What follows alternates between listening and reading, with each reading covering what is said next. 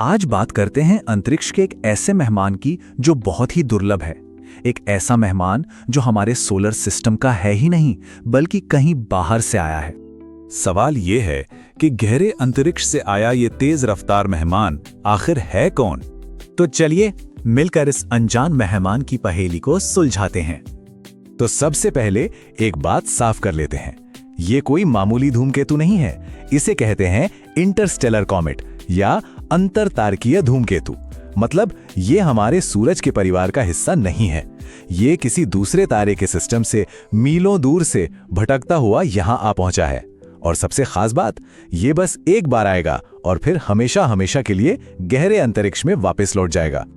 तो इस खास मेहमान का नाम रखा गया है 3I/Atlas। जरा इसकी रफ्तार का अंदाजा लगाइए, 2,10,000 किलोमीटर प्रति घंटा।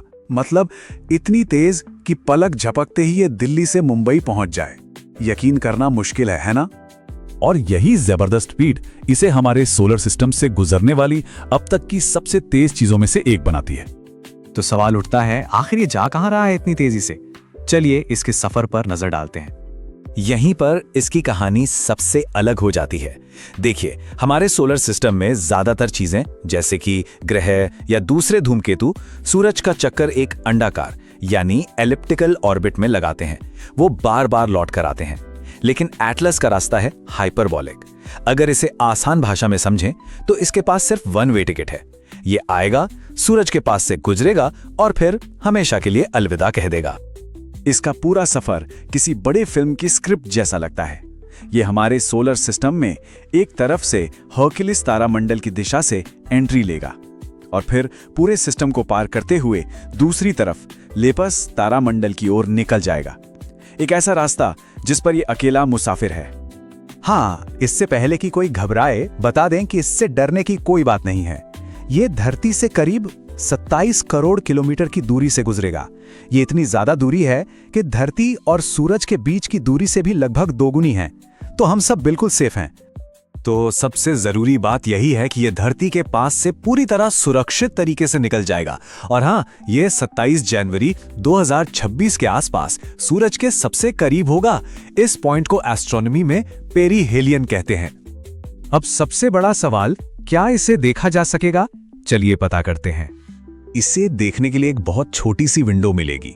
नवंबर 2025 से ये सुबह के आसमान में दिखना शुरू होगा। जनवरी 2026 में ये अपनी पीक ब्राइटनेस पर होगा, मतलब सबसे ज्यादा चमकीला। और फिर फरवरी 2026 के बाद ये धीरे धीरे धुंधला होता जाएगा और हमेशा के लिए हमारी नजरों से ओझल हो जाएगा। लेकिन एक बहुत जरूरी बात, इसे देखने के लिए सूरज उगने से ठीक पहले पूरब के आसमान में देखना होगा और इसके लिए एक पावरफुल टेलीस्कोप चाहिए होगा। ये बिना टेलीस्कोप के यानी नंगी आंखों से दिखाई नहीं देगा। तो फिर वैज्ञानिक इसे लेकर इतने एक्साइटेड क्यों हैं? आखिर ये सिर्फ एक चट्टानी तो है जो गुजर रही है? नहीं, ये उससे कहीं ज्यादा है। ये अपने साथ लाया है अंतरिक्ष का एक संदेश। वैज्ञानिकों की नजर में ये धूमकेतु के कॉस्मिक मैसेंजर है, एक डाकिया जो किसी अनजान तारे के घर से एक चिट्ठी लेकर आया है।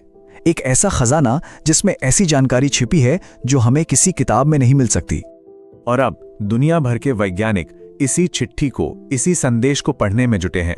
नासा और यूरोपियन स्पेस एजेंसी जैसी संस्थाएं कुछ बड़े सवालों के जवाब ढूंढ रही हैं, जैसे ये आया कहां से है, इसका ओरिजिन स्टार सिस्टम कौन सा है, ये बना किस चीज से है, इसकी गैस, बर्फ और धूल में ऐसे कौन से रेयर केमिकल्स हैं, और सबसे बड़ा सवाल, ये हमें दूसरे सितारों और गैलेक्सीज के बनने के बारे में क्या सिखा सकता है। तो ये सब कुछ हमें इस कहानी के आखिरी हिस्से पे ले आता है, एक अनोखी मुलाकात। ये एक ऐसी मुलाकात है जो दोबारा कभी नहीं होगी। एक ऐसा मेहमान जो फिर कभी लौटकर नहीं आएगा। हमारे जीवन काल में ब्रह्मांड के किसी अनजान कोने से मिली एक बेहद कीमती और दुर्लभ झलक। और आखिर में ये हमें एक बहुत बड़े सवाल के साथ छोड़ जाता है। अंतरिक्ष की इस अनंत गहराई में एटलस जैसे और कितने अनजान मेहमान अपनी खोज का इंतजार कर रहे हैं।